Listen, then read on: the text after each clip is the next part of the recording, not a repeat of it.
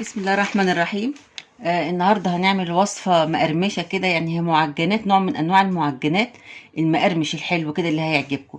بس قبل ما نقول الوصفة بنذكر ربنا سبحانه وتعالى علشان يرضى علينا في الدنيا وفي الآخرة. اللهم إني أسألك رحمة من عندك تهدي بها قلبي وتجمع بها شملي وترد بها الفتن عني وتصلح بها ديني وتحفظ بها أولادي وترفع بها أعمالي وتبيض بها وجهي وتلهم بها رشدي وتعصمني بها من كل سوء. آمين آمين آمين. لي أنا وانتو أحبابنا وأولادنا إن شاء الله. وصلى الله وسلم على سيدنا محمد وعلى آله وصحبه أجمعين. في الوصفة بصوا، أنا لما بعمل وصفة بعملها بكميات صغيرة عشان اللي عايز يعملها ويبقى في إمكان كل واحد يعملها. هحتاج خميرة، هحتاج بضاية، نص كوباية سكر، رشة ملح، 100 جرام زبدة، نص كيلو دقيق. انا بعمل دايما الصوص علشان تبقى في متناول الجميع. الزبدة دي انا عايزاها سيحها دلوقتي. هاخد نصها هحطه على العجينة، وهحط البيض والسكر والحليب، نسيت اجيب الحليب، والملح، وهعجن بالحليب مش هعجن بالميه، هعجن بالحليب ومع كل المكونات هعجنها. واخد من الزبده هاخد منها 50 جرام برضه احطها على العجينه، واخلي 50 جرام على جنب. دلوقتي انا انا بسيح دلوقتي الزبده في الميكرويف، طبعا سامعين صوتها، صوت الميكرويف. بصوا هحط معلقه كبيره من الخميره على نص كيلو، ورشه الملح، حطيتها، واحط اللي هو نص كوبايه سكر. ولازم اقلب المكونات كلها علشان يعني تبقى كلها ممزوجه مع الدقيق. وانا بعجن الدقيق كده هحط الزبده سيحتها اهو، وهحطها على العجينه اهو كده. بس انا هقفل بقى كده عشان الصوت ما يضايقكم. وكده بعد ما العجينه اتعجنت كويس جدا وخدمناها بقى كده، فضلنا نعجن فيها كده حبه حلوين. على فكره في عجين لما بتعجنيه كتير بيشد معاكي، لما تيجي تعمليه عيش او تعمليه حاجه بيشد معاكي، فخلي بالك من النقطه دي. عجنتها بقى حلوه اهو، وهسيبها بقى ايه تخمر. نحط على وشها كده حبه زبده حلوين كده عشان تبقى طعمها حلو كده زيكم يا طعمين يا حلوين. بعكسكم. دلوقتي العجينه خمرت اهي، هاخدها بقى كده. بسم الله الرحمن الرحيم. هقسمها نصين، يعني ممكن اقسمها كده 3. هاخد بقى اول جزء. بسم الله الرحمن الرحيم. هبتدي بقى افردها بقى كده.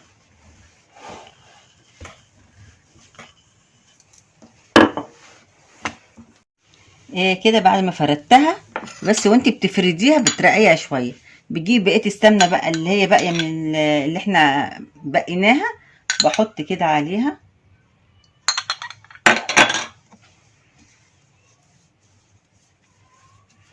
بدهنها كلها كده بالزبده او السمنه، مفيش مشكله اي حاجه كده.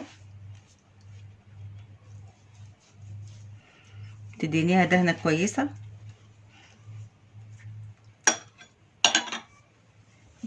المعجنات دي بقى جميله جدا، وان شاء الله ان شاء الله هتعجبكم باذن الله. دهنتها بقى كلها اهو زي ما انتم شايفين، دهنتها كويس. بعد كده بقى باخدها بلمها كده من بداية من الحرف كده، وبلم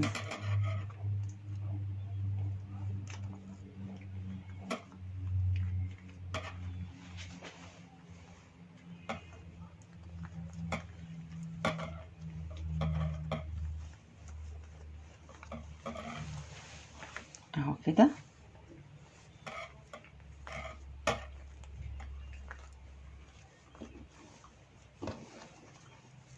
اهو بعد كده باخدها بقطعها كده.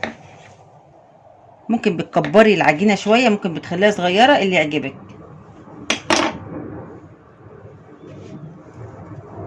يعني ممكن تخلي العجينه اتخن من كده، يعني ممكن تعملي الدايره اللي انا عملتها دي ممكن تعمليها اكبر من كده فهتطلع معاكي اكبر. هو طبعا في شبه من السينابون لكن هو مش سينابون خالص.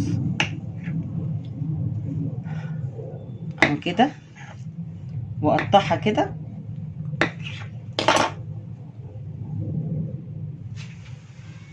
تبقى قطعها كده، وبعدين باجي كده في النص بقى كده بعمل لها يعني زي حفرة كده، وبحط فيها اي حاجة انت عايزاها. يعني انا ممكن اجيب مربى، انا هجيب مربى فراولة،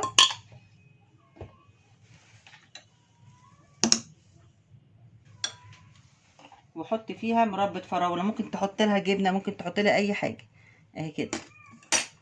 ممكن تحط فيها مكسرات بس زي ما انت عايزة اهو كده. وهقفلها بقى كلها كده، وهعمل بقية العجينة كلها.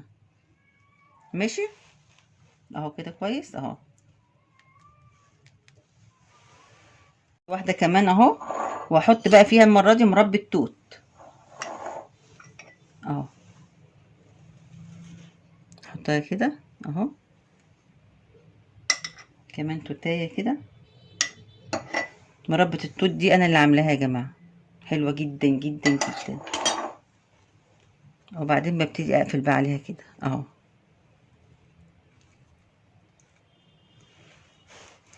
ونكمل بقيت كله بقى كده. عايزة تحشيها اي حاجة احشيها. وده جزء كمان من العجينة اهو، بعد ما فردتها ودهنتها بالزبدة او السمنة. ببتدي بقى اتنيها تاني زي ما انا عملت في اول مرة اهو كده. بلمها كده اهو. على فكرة ممكن تعمليها سادة، يعني انا مش هعملها كلها محشية مربى او حاجة. انا هعمل منها جزء كبير سادة اهو كده. وابتدي برضو اقطعها زي ما انا قطعت اول واحدة كده. وبعملها بقى برضو بدوس عليها كده. والحتة الاخيرة دي الحرف دي بحطها تحت كده عشان ما تطلعش وتضايقنا في المعجنات اهي. على فكرة ممكن دي بتكون اكبر من كده. ممكن انت زي ما قلت لك لو عملتي العجينة كبيرة فردتيها كبيرة بتطلع الرول بيطلع كبير. الحشوة وانت بتلفي كده دي بتطلع تخينة. لو انت كبرتي العجينة بتطلع كبيرة. فانا عشان العجينة مش كبيرة قوي فبتطلع بالحجم ده عشان انا عايزاها الحجم ده. وجبت بيضاية وعليها يعني شوية بيكنج فانيليا صغيرة صغنطتين خالص مش كتير. ممكن ما تحطيش كمان. وعلى ايدي